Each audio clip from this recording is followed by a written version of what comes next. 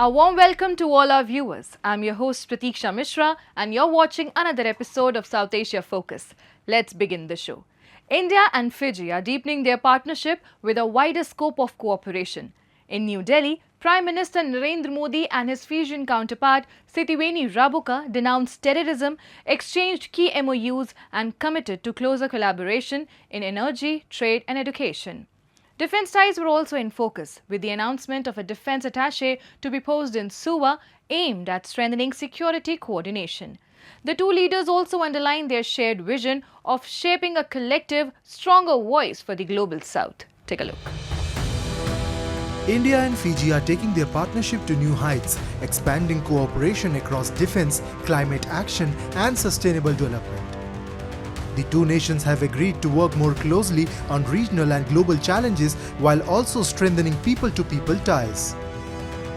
In New Delhi, Prime Minister Narendra Modi and his Fijian counterpart Sitiveni Rabuka held wide-ranging talks reaffirming shared priorities.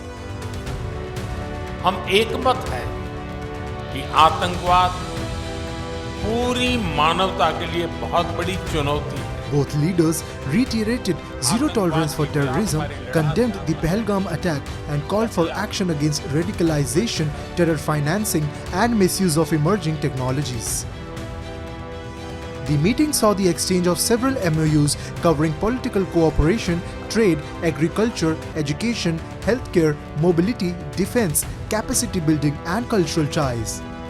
The two sides reaffirmed commitment to climate action, Mission Life, sustainable development and the Blue Pacific 2050 strategy while pledging to advance renewable energy and biofuels through the Global Biofuels Alliance. Climate change Fiji के लिए critical threat है. इस संदर्भ में हम renewable energy, खासकर सौर ऊर्जा में साथ मिलकर काम कर रहे हैं. International solar alliance, coalition for disaster resilient infrastructure और ग्लोबल बायोफ्यूल्स अलायंस में हम एक साथ हैं. अब हम डिजास्टर रिस्पांस में भी फिजी की क्षमताओं को बढ़ाने में सहयोग देंगे. फ्रेंड्स, हम ग्लोबल साउथ की विकास यात्रा में भी सहयात्री हैं. हम एक ऐसे वर्ल्ड ऑर्डर के निर्माण में भागीदार हैं जहां ग्लोबल साउथ के इंडिपेंडेंस, आइडियाज और आइडेंटिटी को सम्मान मिले. For Fiji, India's support in areas such as renewable energy, healthcare, education and technology represents not only a strengthening of bilateral relations but also an investment in the wider Pacific community. Both sides agree that their cooperation extends beyond immediate economic gains. It reflects a commitment to shaping a more inclusive, peaceful and sustainable global order. We stand together on the same stage, not only here, but on the same stage in the world, promoting peace and stability, welfare and well-being, and also development. And we look forward to continuing the great cooperation we have. We have been fortunate to be part of your global efforts in solarization and medicine research and the use of your recent discoveries and inventions. We can only benefit. Defence and maritime cooperation emerged as a major pillar in the India-Fiji dialogue, with both nations agreeing to expand security engagement in the Indo-Pacific. A key announcement was the establishment of a defence attaché post at the High Commission of India in Suva, which is expected to significantly enhance coordination and information sharing between the two countries. India-Fiji relations are definitely very important. Firstly, it gives us an outreach into the South Pacific. We are extending our areas of, if not influence, but partnerships. And especially in matters of defense, India is now going to be posting a defense attaché in Suva, the capital of Fiji. So that gives us access and ability to, understand the military domains, the maritime domains in a better manner, as well as our defense attaché there could also coordinate and connect with other Pacific island nations out there. From countering terrorism to tackling climate change, from deepening defense ties to advancing sustainable growth, India and Fiji are charting a new path of partnership. Together, the two nations are not only strengthening bilateral relations but also shaping a collective voice of the Global South towards a future that is secure, sustainable, and inclusive.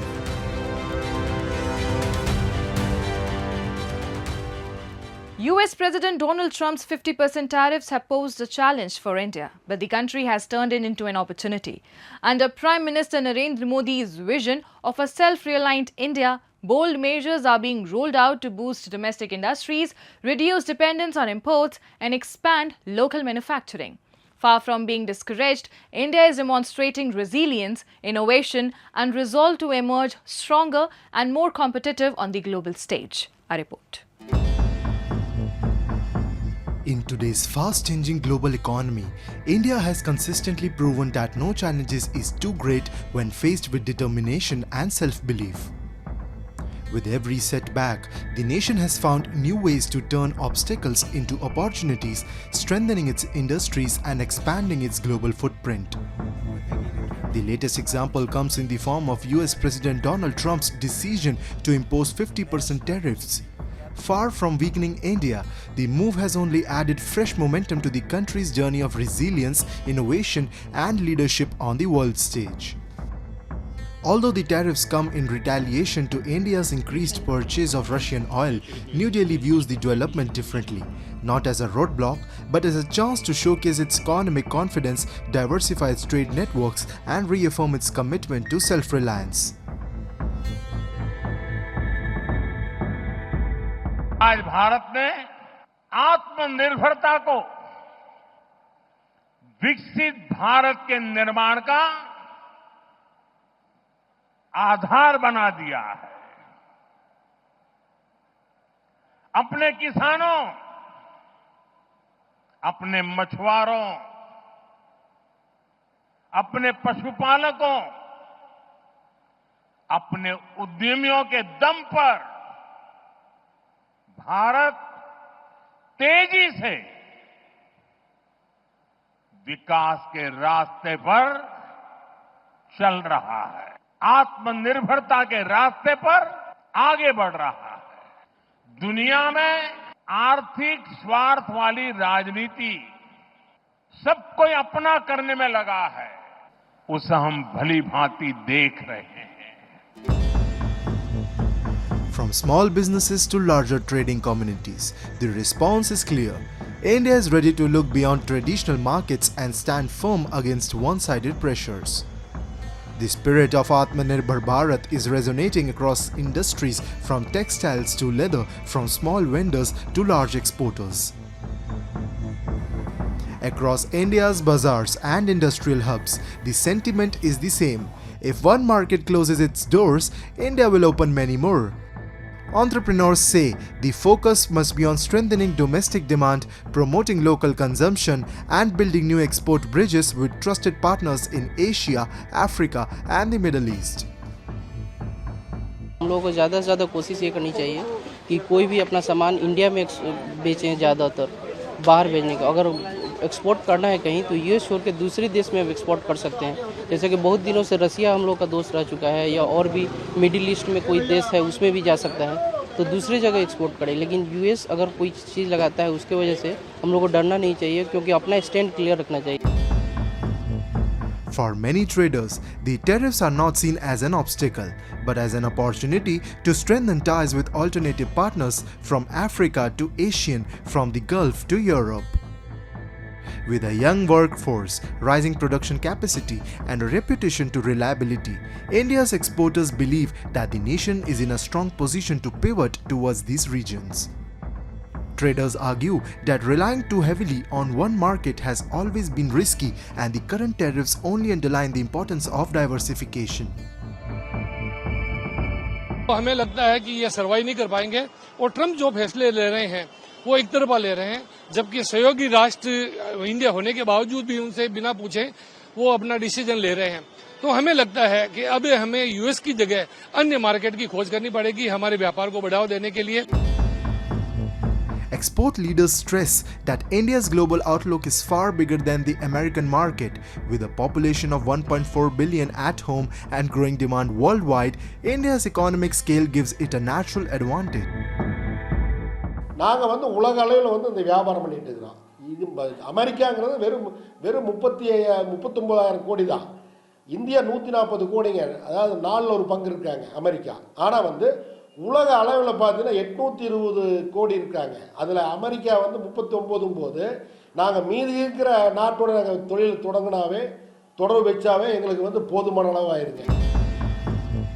Analysts say the tariffs are an opportunity in disguise. With manufacturing incentives, Make in India schemes, and expanding South-South cooperation, India can use this moment to boost domestic production and carve new markets globally. This shift is expected to accelerate India's role as a trusted supply chain hub in Asia while also reducing overdependence on any single country. Time now for Asia This Week, the stories from across the continent. Japan's Suzuki Motor will invest $8 billion in India over the next 5 to 6 years, its chairman said on August 26, as production began on the automaker's first electric vehicle. India will be the global production hub for Suzuki Motors electric cars, with plans to export vehicles to 100 countries, including back to Japan and markets in Europe, despite a slowdown in sales of EVs. Indonesian police used tear gas and water cannons in Jakarta on August 25 to disperse demonstrators attempting to storm parliament. Hundreds of protesters rallied against what they described as lawmakers' excessive salaries and benefits. Some in the crowd hurled stones and set off fireworks at riot police during the clashes.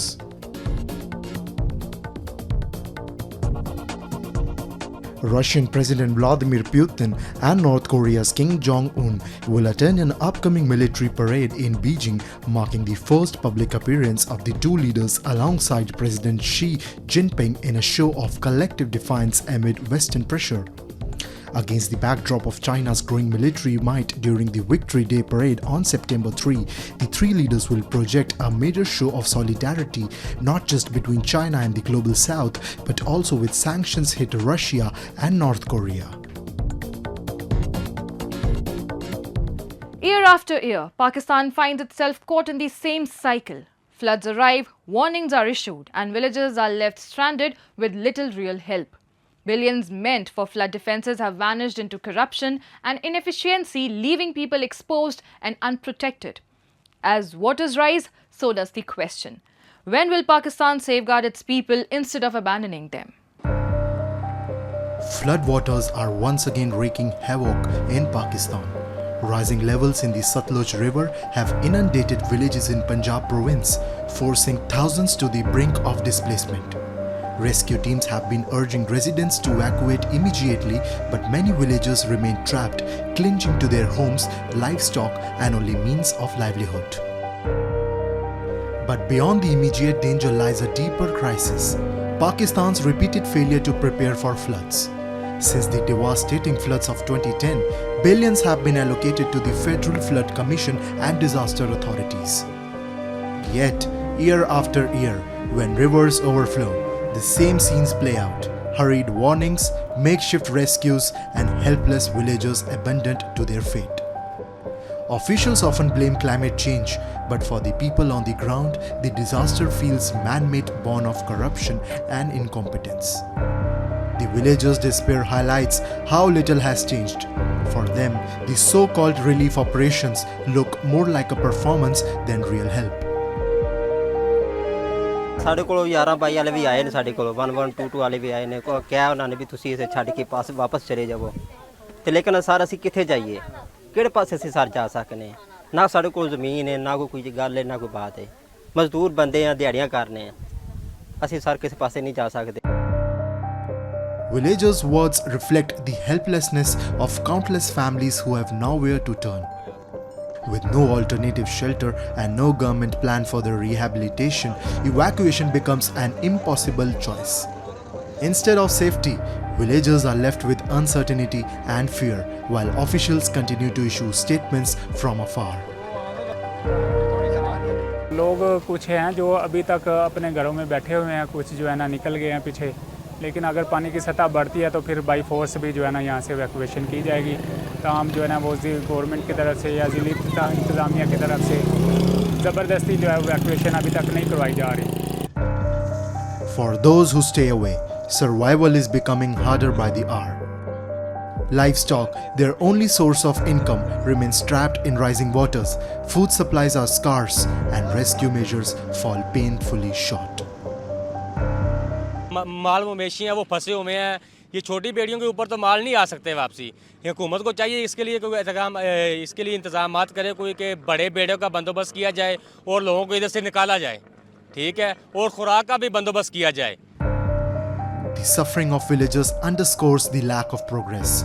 Stranded livestock, hungry families, and insufficient rescue support reveal the emptiness of government assurances. Pakistan's floods are not just a natural disaster, they are a government disaster. Protection funds have been squandered, defenses never built, and promises never kept. Now, as waters rise again, the state's failure is laid bare. Instead of protection, people are left with warnings. Instead of relief, they face abandonment. The 10-day festival of Ganesh Chaturthi, also known as Vinayaka Chaturthi, began in India with devotees installing idols of Lord Ganesh in homes and public pandals. Considered the remover of obstacles and the symbol of prosperity, Lord Ganesha's birthday is celebrated with prayers, rituals and traditional music. In many cities across the country, the air is filled with the beats of dhols and the chants of Ganpati Bappa Moria. Take a look. The iconic festival of Ganesh Chaturthi, also known as Ganesh Utsav, has commenced with great fervour across the nation. This festival pays homage to Lord Ganesha, the remover of obstacles, and marks the celebration of his birth. Revered as the harbinger of wisdom, prosperity, and new beginnings, Lord Ganesha is often worshipped before any significant venture, be it a spiritual pursuit, academic journey, or business enterprise.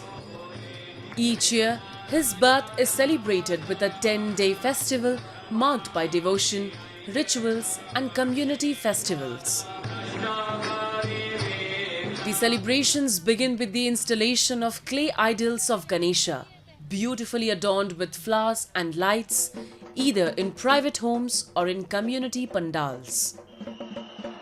In Maharashtra, the heartland of Ganesh Utsav, the festival began on 27th August, with grand processions, the rhythmic beats of traditional drums, and streets alive with devotion and celebration.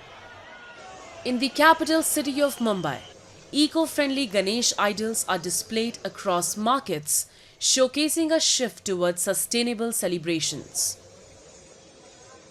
मैं पिछले 10 से 12 साल से ये paper Ganpati बना रहा हूँ और पेपर गणपति का सबसे बड़ा यूएसपी ये है कि ये लाइट वेट है, टूटता फूटता नहीं है, ब्रेकेज के चांसेस ना के बराबर है और थर्डली ये बहुत लाइट है और फिर से पानी में डिसॉल्व भी हो जाता है। थर्ड, इसका सबसे बड़ा फैक्टर जो है, जो हम लोग मटेरियल यूज करते हैं, it is calcium powder, paper pulp और अंदर फिर से पेपर की पेस्टिंग्स होती है। तो सबसे बड़ा फैक्टर इसका ये है कि पेपर जो हम लोग यूज कर रहे हैं वो पूरी तरह से रिकवर हो सकता है। With community spirit at its heart, Ganesh Chaturthi celebrations will continue until Anant Chaturdashi, when idols are immersed in water, signifying Lord Ganesha's return to his divine abode. More than a religious ritual, Ganesh Utsav is a grand expression of culture, unity and devotion, filling the air with festive energy. More than a religious ritual, Ganesh Utsav is a grand expression of culture, unity and devotion, filling the air with festive energy. Across India, devotees are marking the occasion with deep reverence and creativity. At the ancient rock-cut temple in Sivaganga, Tamil Nadu, devotees are lining up in long queues for a glimpse of Lord Ganesha, with strict security arrangements in place. In Chennai, a unique Ganesh idol made from 7,500 books, including 5,000 copies of the Bhagavad Gita, is drawing devotees in large numbers, showcasing the diverse ways the festival is being celebrated.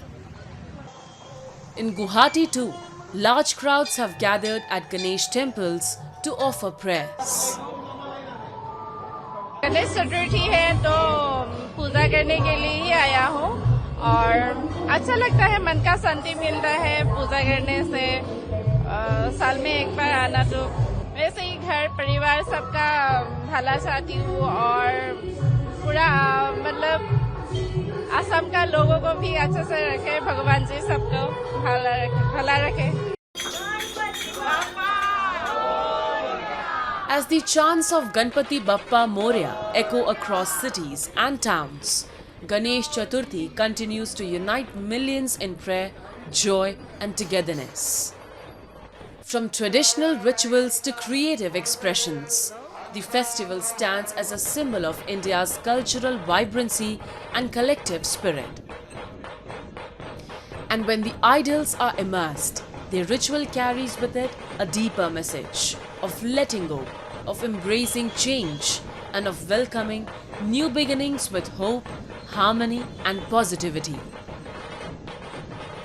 It is a reminder that while the idols dissolve into the waters, the blessings of Lord Ganesha remain in the hearts of devotees, guiding them toward wisdom, prosperity, and unity in the days to come.